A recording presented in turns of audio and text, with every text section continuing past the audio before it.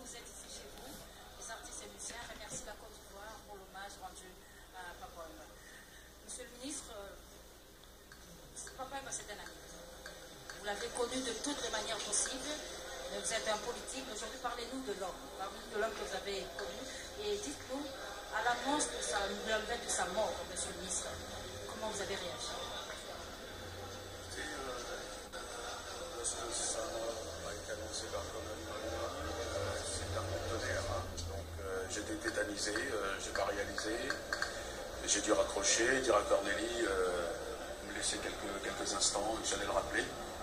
Parce que j'hallucinais complètement et je l'ai rappelé 15 minutes après, il m'a expliqué que ça s'est produit, en tous les cas le malaise s'est produit autour de 4h30, 5h du matin, et il était dans son tour de chant, il lui restait 15 minutes pour finir son...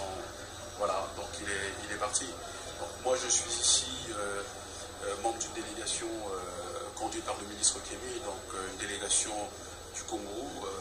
Vous savez que le président Sassou et son épouse, on va dire, sont plus ou moins, on va dire, des amis ou des membres de la famille. Papa Wemba est un membre de la famille.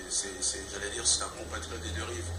Et lui-même a chanté, hein. Et balé à Congo, et Jali Lopangote, et Jali Senzela, en reprenant ce que Kali Jeff avait chanté par le passé.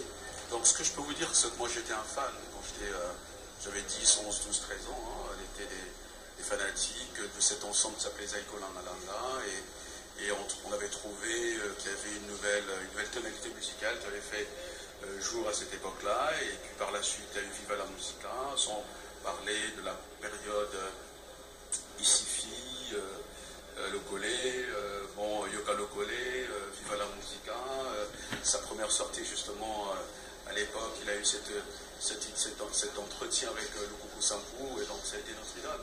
Et puis bon, par la suite, le hasard de la vie m'a conduit aux fonctions politiques, et j'ai eu l'occasion de le rencontrer. Donc pour moi, ça a été un immense honneur.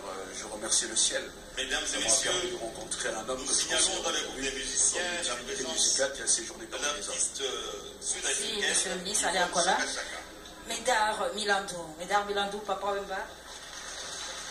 Là, c'est les hommages des artistes musiciens qui sont venus de Paris, du Nadjanana, Efongue, Wamper Bes aussi, que vous connaissez, Médard Milandou.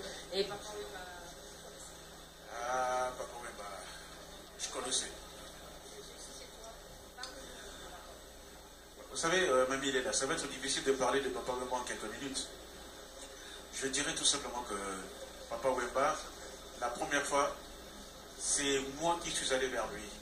Il y a très longtemps, parce que j'accompagnais un jeune opérateur culturel du Congo-Brazzaville, Serge Mayembo, qui voulait le produire à Brazzaville et à Pointe-Noire. Serge Mayembo vient me voir à la télévision pour dire, grand frère, tu es un bon organisateur, je veux que tu m'aides à organiser une tournée de Papa Wemba. Nous sommes venus, on a traversé, et c'était la première fois que j'étais fan de Papa Wemba, parce qu'avant, bon, je le voyais à la télévision et tout ça, et moi j'étais à l'étranger. Mais ce qui m'a frappé en lui, c'est que c'est d'abord sa simplicité, sa gentillesse, sa manière d'accueillir et de nous accueillir. En fait, c'est lui qui cherchait, qui allait ouvrir le... ça c'est Jacques Ito, la veuve de Rafa Boutegui qui passe. Oui, oui.